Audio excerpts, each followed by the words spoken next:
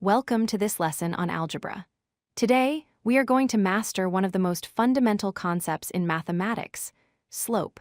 We will explore its definition as a rate of change and understand exactly how to calculate it. So, what exactly is slope? In simple terms, slope describes the steepness and direction of a line. In algebra, we almost always use the letter m to represent this value. It tells us how fast one variable is changing compared to another. The most important rule to remember is this: slope equals rise over run.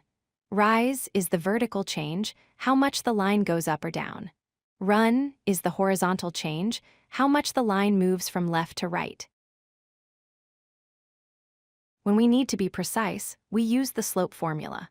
Slope, or m, is equal to y2 minus y1 divided by x2 minus x1.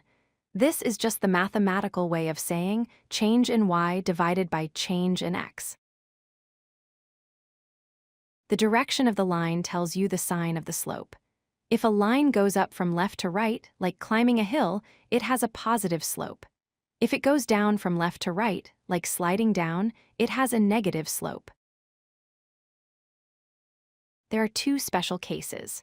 A horizontal line has a slope of 0 because there is no rise. A vertical line has an undefined slope because there is no run and we cannot divide by 0.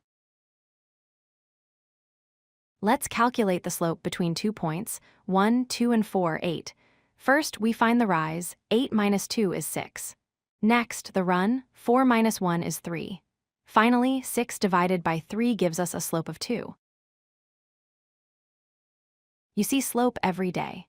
Road signs show steep grades as percentages. Carpenters use rise and run to build stairs that are safe to climb. And builders determine roof pitch to ensure rain flows off properly. To recap, slope measures steepness and direction. Remember, rise over run. Use the formula to find the exact value. And always check your line's direction to see if the slope is positive, negative, 0, or undefined. If you like this video, hit that like button and don't forget to subscribe. Visit codelucky.com for more such useful content.